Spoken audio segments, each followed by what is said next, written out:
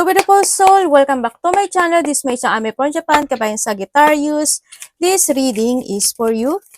Tingnan natin ay yung February 2026. Maraming salamat muna sa mga subscriber, new subscriber, cross-watcher, at sa mga bagong pasok dyan. Welcome na welcome kayo sa bahay ni Ate Ai May. Salamat din sa naktaba ng puso ninyong mga comments at sa mga nagpa-personal reading. Marami pong salamat. Kung gusto nyo na energy nyo lang talaga, ang gusto nyo makuha natin, all the details is in description below. Pakicheck na lang po. General reading tayo sa Sagittarius, kunin mo lang ang sayo at itapon ang hindi naman sa iyo.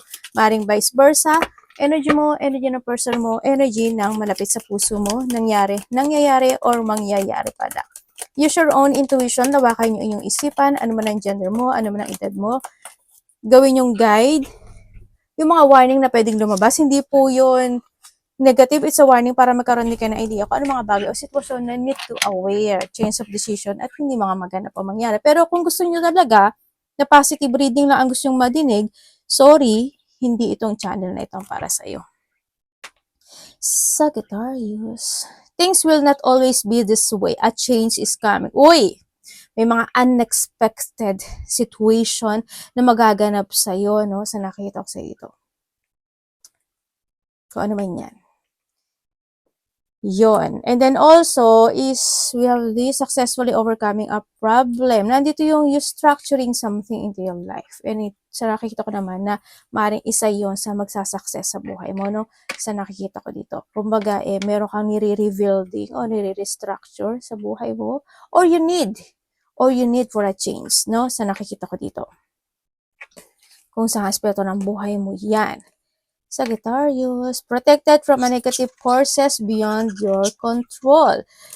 When it comes sa cobweb, siguro sa sarili mo na rin, sa nakita ko ito, you need to protect yourself kung sa paligid mo, if there's a toxic situation or toxic na tao, pwede rin yung sa pera or also sa mga kinakain at iniinom mo, pwede doon.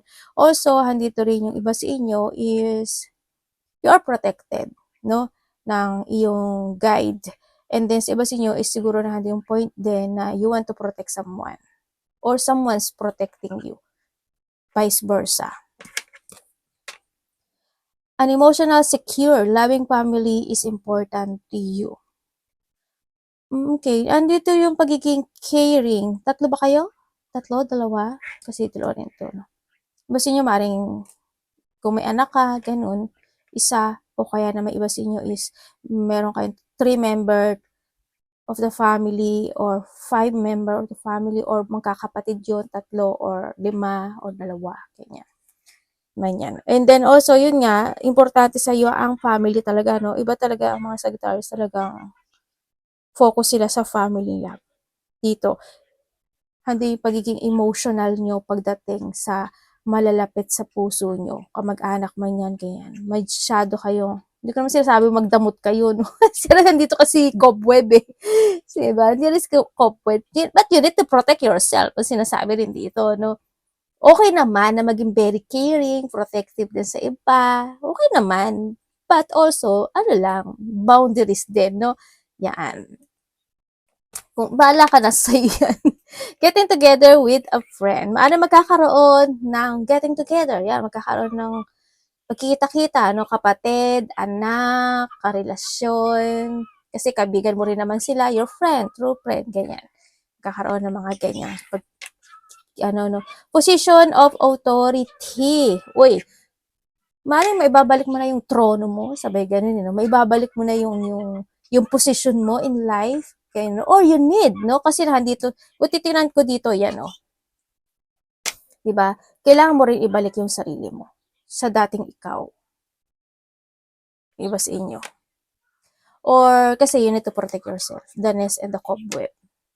And also, iba naman sa inyo, siguro na handa yung pagiging pamumuno ng isang bagay, isang sitwasyon. Being a leader or a boss, pwedeng meron ka i-lead or meron kang pamumunuan by this February 2026, pwedeng ganun. Meron kang paplanuhin, aaksyonan this time. Sorrow over loss. Sorrow over loss. Maraming klase ang sorrow over loss. Pwedeng ito is someone who's connected sa iyo or kakilala mo. Pwedeng may mga mawawala. loss of someone, loss of hope, loss of valuable things, loss of pet, loss of trust, basta kung anumang loss yan, no? Or kung anumang lungkot na meron ka na nawawalan ka na ng pag-asa, kung ano man yan, kung lungkot because of the loss of something, kung ano man yan. Marami kasing klase ang loss. Sa iba sa inyo. Pwedeng manakahon ka. Hoping wag naman, di ba? Wag naman sana. Ako nakikita dito. Tingnan natin. You will be shown the way. Okay, makakakita ka ng mga repeating numbers. You need mo talaga mag-focus doon. So, nakikita ko dito, may ibibigay sa mga signs sa iyo ni universe. Kahit makakita ka ng mga 111, 222, 333, 444, kung ano mang repeating numbers na yan, kahit 0909, mga ganyan. No? Yung mga mirroring number. And yung iba sa inyo is enlightenment. Siguro dito yung point na after the loss situation, trabaho man yan, relationship, or any situation in life, this is a time na kailangan mo nang magkaroon ng enlightenment, paninindigan, to focus to your ness para maibalik mo yung dating ikaw. Kung kailangan mo humingi ng tulong sa iba, gawin mo. No? Yun ang sinasabi ko. Kumbaga, don't lose hope when it comes to a candle din sa nakikita ko dito. Kumbaga, andun din yung when it comes to candle. Siguro, iba sa inyo mahilig kayo sa candle o kayo mga scent. Kailangan mo rin kasi ng mental peace. Basta wag lang kayo masunugan ng bahay, no? Yan. Kung kailangan mo mag-scent, yung candle na may scent, then mag-upo ka lang, kahit nakahiga ka lang, if you want to meditate, or upo ka lang, basta maamoy mo lang yung, ma-relax lang yung mind mo doon sa candle na mabango, di ba? Try mo.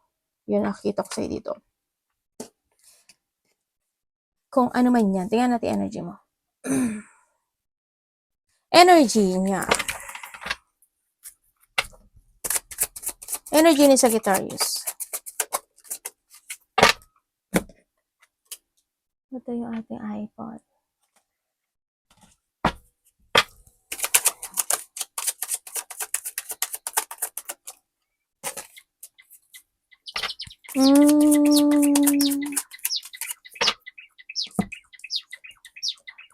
Okay, energy mo. Alam mo, nandito ka sa sitwasyon mo na kahit na di-disbalance ka by this February, sa nakikita ko sa'yo dito,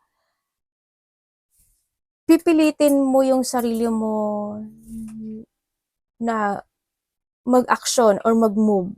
Parang pipilitin mo pa rin yung sarili mo na mag-isip ng positivity. Nandito ka sa point. Kahit na alam mo na parang napanghinaan ka ng loob, nai-imbalance ka, may mga sitwasyon na bakit ganito, bakit ganyan, may mga point na ganun, o kaya magdadalawang isip, pipilitin mo pa rin in a positive way, yung magkakaroon ka na pag-control ka to your mindset, parang nandito ka sa point na yun. Yun, you try to make it balance pa rin kahit minsan na out of balance ka. Yun ang nakikita ko dito. And also, sa nakikita ko dito is, may mga gagawin ka daw, parang there's a creative idea na gagawin mo this time, by this February. Ganyan. Pwede rin na may mga offering ako na nakikita sa'yo, no, by this February. And then, pag-iisipan mo yun kung tama ba yung action na yun, kung tama ba ang gagawin mo yun, a-actionan mo ba, or hindi mo a-actionan, nandun ka sa point na yun. Meron kang no, this February, magkakaroon ka ng mga, there's a sadness, actually, emotional feelings, but you're stuck. Okay. Meron kang ikakagulat, ikakabigla, or ikakashock by this February. Na manggagaling ito sa taong malapit sa'yo. Yun ang nakikita ko dito.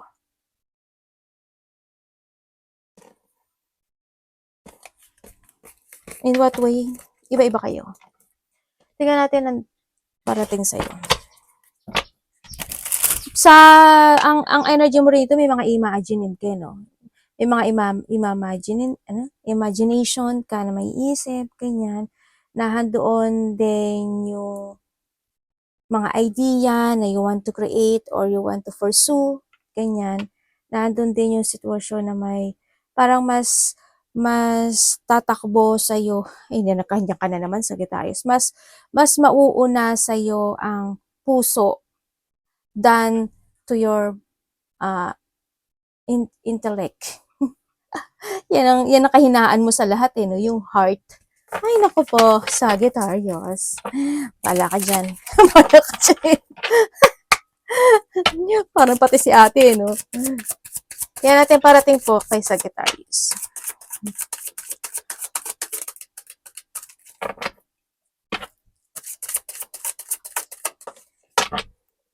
Parating.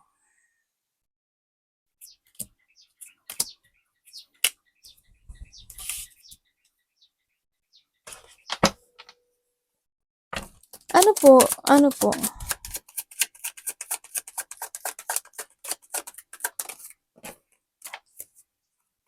Oh.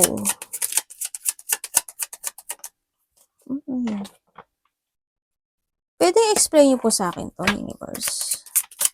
Meron kang celebration, February. May isi-celebrate ka. Hindi ko alam ano yun. Siguro may mga gathering ako nakikita sa'yo. Malaki man o maliit yan. May gathering ako nakikita eh. May mga collab, may mga creativity, o kaya is meron kang marireceive sa iba sa inyo by this February. Also, February kasi, ang nakikita ko rin sa'yo is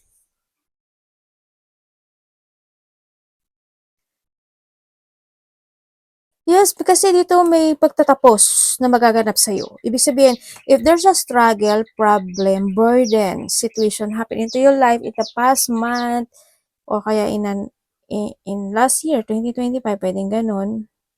O kaya naganap ito by the September, October, or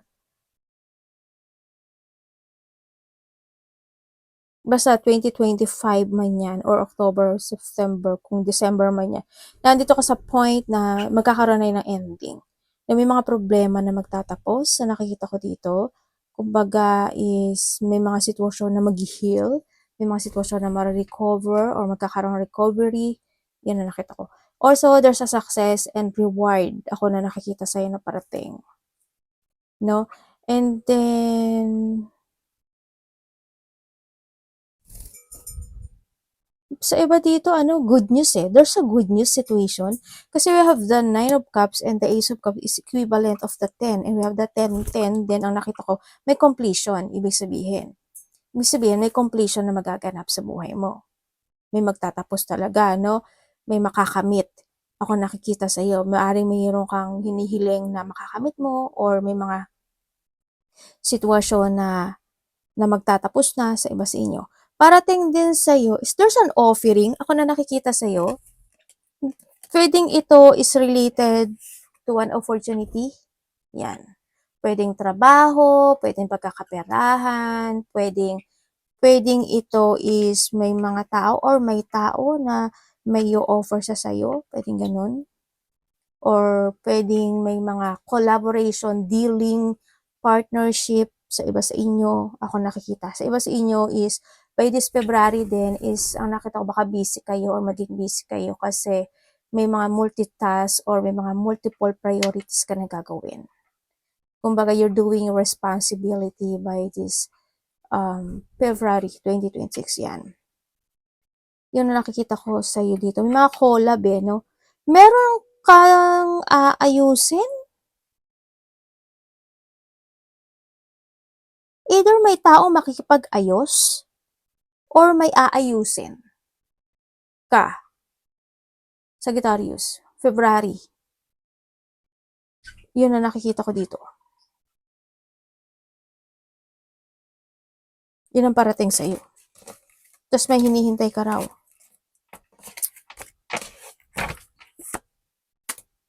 Oh, wala ka naman ginagawa. May travel ka? Ay, hindi, wala pala. Maybe you're waiting for something na sana ganito, sana ma-fulfill ko to, sana ma-achieve ko to, sana ganito. Parang there's a desire or meron kang manifestation na hinihintay. May unfinished business ka ha.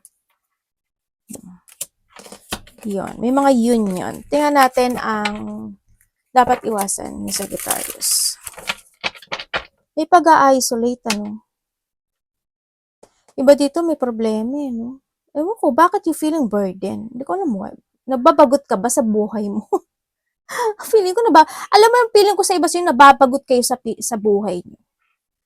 Gawa kayo ng mga mga new things. Para hindi kayo mabagot. No? Dapat iwasan. Sagittarius. February po. Dapat iwasan.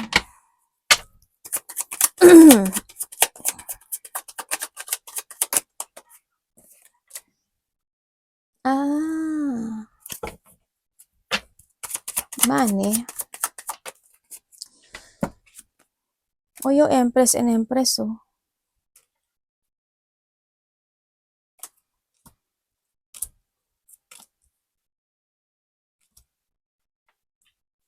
Okay. With, okay. Within the 3 days, 3 weeks, 3 months, or by the third, kahit mga umpisahan mo ngayon, or by the third week, o kaliwa ngayon, umpisahan mo mga 1, 2, second week na ng February siguro yun, ano? There's a blessing coming sa'yo. Basta nasa loob nun. 3 days, 3 weeks, 3 months. Or maybe by the March sa iba, meron ka daw makakamit. Or blessing ito. Yun ang sabi. Hindi ko alam mo eh, pero there's a blessing coming sa'yo. Another message mo na to ha, ate, ang pagsasabi mo. Okay, dapat iwasan. Ano ba to? Dapat mong iwasan. February, dapat mong iwasan. Iwasan mo syempre yung mag-overthink ka. Diba, iniisip mo palagi. No? Yan, iwasan mo mag-overthink. Ganyan, iwasan mo yung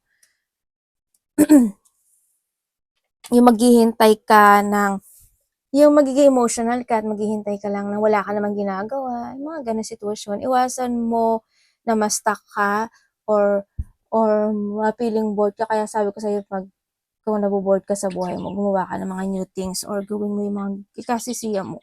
In a good way. Yan. Iwasan mo na hindi mo ka mag-focus sa sarili mo, hindi mo alagaan yung sarili mo. Then, sa nakita ko dito, hindi ka maging aware sa lahat ng aspeto ng buhay mo.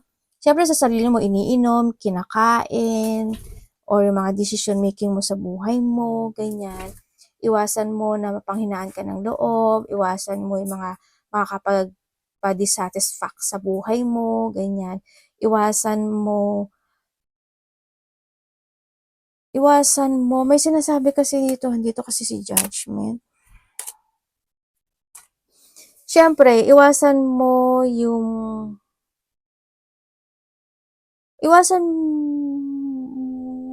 kung ano-ano yung mga kinakain mo rin, isa rin, ikaw o sa pamilya mo. Kasi dito rin si family. Kasi sabi ito, awareness, awareness when it comes to your health issue. Baka kasi may mga point na manakit sa'yo. Yan, sumakit yung bandang tiyan mo, sumakit yung, hindi ko alam kung sisigmurain ka ba or someone into your family, pwedeng ganun. Kasi sabi dito, you need mo daw na kailangan mo i-care or in-nurturing yung sarili mo, no? Kasama din kasi yung family. Or pwede rin na ito is yung mas bata sa'yo, ganyan, may mga mananakit, may mga pananakit. Ako na nakikita sa'yo, kaya you need to be very careful din when it comes sa mga bagay-bagay mo sa sarili mo. Mag-focus ka rin sa sarili mo ha, kung kailangan na mag-walk-walk ka, action, ganyan. Mas maging very careful ka sa sarili mo. Kailangan mo mag-jogging, mag-walk, mag-kembot-kembot, ganyan. Love, kapatid, anak, magulang, karelasyon, kaibigan, pamilya. Sagittarius.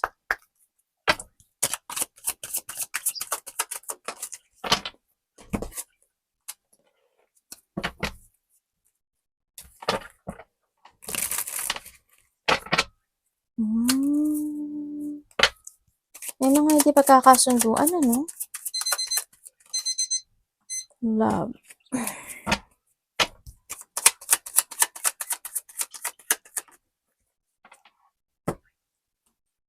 Also, the family, ano? Sa iba sa inyo, related yan sa family nyo. Ito. Ibig sabihin, may mga tension na hindi pa na-resolbahan. No? Connected ang family or malapit sa'yo. Pwede iba dito, ano, umino lang ako ah. Pwede iba dito, ano to, magulang or trabaho? Yung iba sa inyo ganun. May connected siya sa ganun. Okay, kung kayo is single. Kung kayo is single.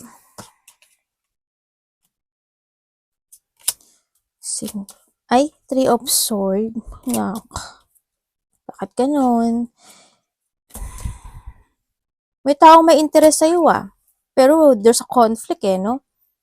May taong nagkakaroon ng interest sa'yo. Sa mga single dyan, may taong nagkakaroon ng interest sa'yo. Or maybe this person is have a secret interest sa'yo. But nandun siya sa conflict situation. Hindi ko alam why. Parang wala naman siyang ginagawa dito. Mahal, kilala mo na to? No? Or pwedeng, kilala mo na to. Siya nakikita ko dito.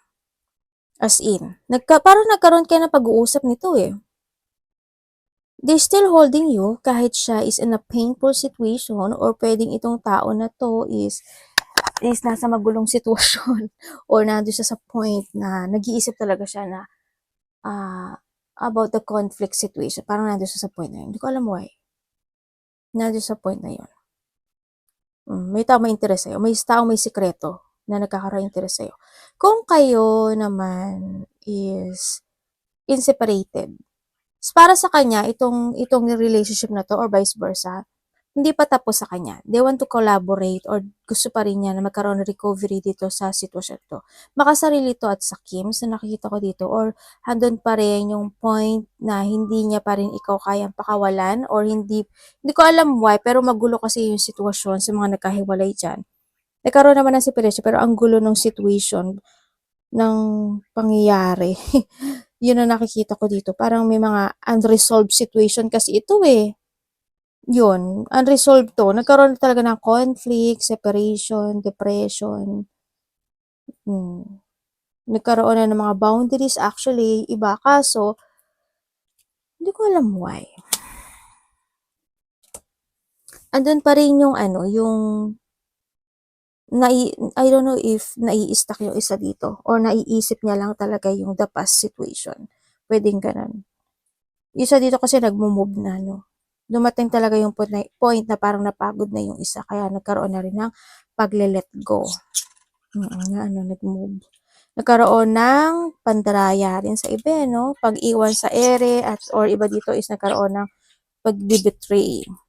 Sa iba naman sa inyo, kung kayo naman is in relationship, handun naman yung saya, handun naman yung pagmahal at caring sa isa't isa. Ang hindi ko lang alam kung bakit ganito yung energy na nakukuha ko. Siguro is may mga sitwasyon na sa'yo or sa kanya, unresolved situation, pwedeng ganun. Hindi ko alam in what way, pero handun yung saya niyong dalawa, handun yung nurturing and love situation pagdating, handun naman yung partnership. But, nandun lang na, sana hindi kayo nag-aaway, no? Or nagiging, may mga complicated situation siguro na nagaganap sa inyong dalawa when it comes sa relationship, nandun sa point na yun. Yung isa sa inyo medyo emotional.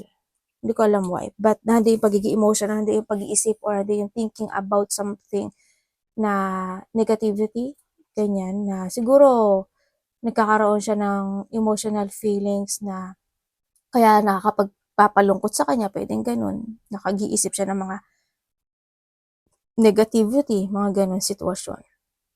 Isa sa inyo, nagiging ganun. Kung kayo naman is may third party, alam niyo na gagawin nyo, day. So, may third party dyan. Alam niyo na yan. Kayo lang makakapag-resolve niyan. Tingnan natin yung money mo, Sagittarius.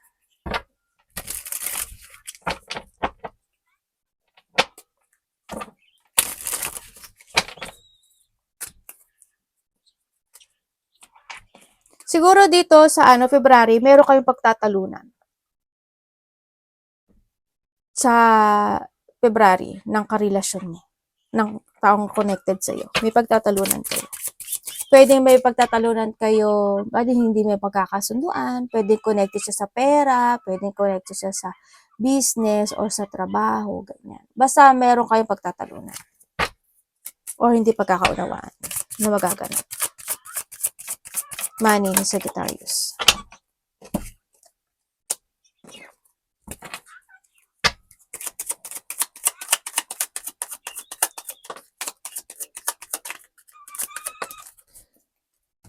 When it comes sa money mo, hindi ka naman nawawalan sa nakikita ko sa'yo dito, pero may hinihintay ka raw. Kumbaga, nandito pa rin naman yung mga successful and nandito naman yung receiving sa nakikita ko sa'yo dito. Yun. Pero may mga bagay ka pa rin na hinihintay or may mga bagay ka pa rin na ini-illusion pagdating sa pera. You will receive, nandun naman yung receiving, no? Reward and success and receiving. Yan. Ang nakita ko rin dito is magkakaroon ng mga gathering, no? Situation, parties, event, collaboration. Yan. Baka may mga pagkakagastusan ka, pero may achievement ka, oh. Hindi ko nakikita yung empty ng money mo sa nakikita ko dito. Nandun naman yung cups mo, nagna 9 of cups naman siya. Kaya good pa rin naman siya. Iba dito may paghihintay pa rin. Pero mag-ingat ka na lang din when it comes sa money mo, no? Kasi ang nakikita ko dito is may tao na may konting pagsisinungaling na maaring ito is hihingi siya ng tulong or may hihingin sa sayo connected ang pera or sa trabaho to, no? Yun ang nakikita ko dito. Or pwede rin na pwede rin na a person who's connected sa'yo, kapatid, anak, magulang, karelasyon, pwedeng ganun. Ako nakita, basta may taong magsisinungaling or may pagsisinungaling o pagdi-deny. Advice.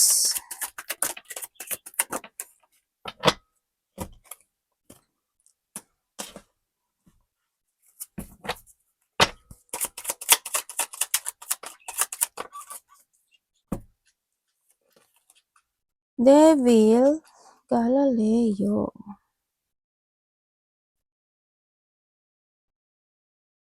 May tao dito na ayaw magparaya, ano? May tao na moody, ayaw magparaya. Ang gulo-gulo naman itong card mo. May taong may galit, poot, matinding galit.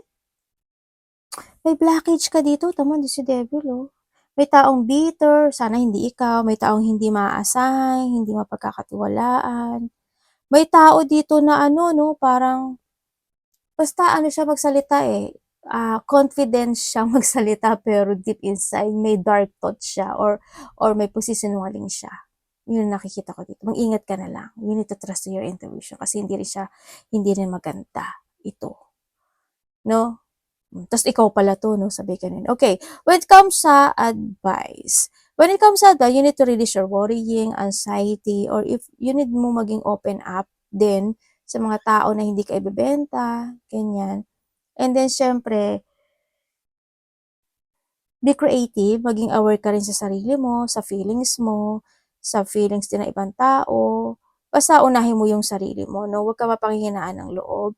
Release mo daw yung limiting belief mo. Kung kinakailangan ilaya mo yung sarili mo sa isang sitwasyon, gawin mo. Umiwas ka sa tukso. Kung saang tukso man yan, sa emotion, sa pera man yan. Umiwas ka kung anong tukso yan. Umiwas ka sa mga toxic situation, sa ikaka-toxic mo. Yan, huwag ka nang tumambog doon. And then, syempre, iwasan mo na hindi ka magkaroon ng pagtitiwala sa sarili mo. Basta, ang piliin mo is magkaroon ka ng katahimikan, no, sa buhay. Yung pinaka-the best sa lahat. And syempre, use your intellect. No, ang sinasabi din dito, focus. Focus and control and more on patient. Ikat yung mga dapat ikat, i-let go yung mga dapat i-let go. You need to use your head when making a decision making. Pag-isipan mo palagi in advance, ha? Salita mo, decision mo, movement mo, actions mo. Kung ano man yan. Arigato namaste, God bless.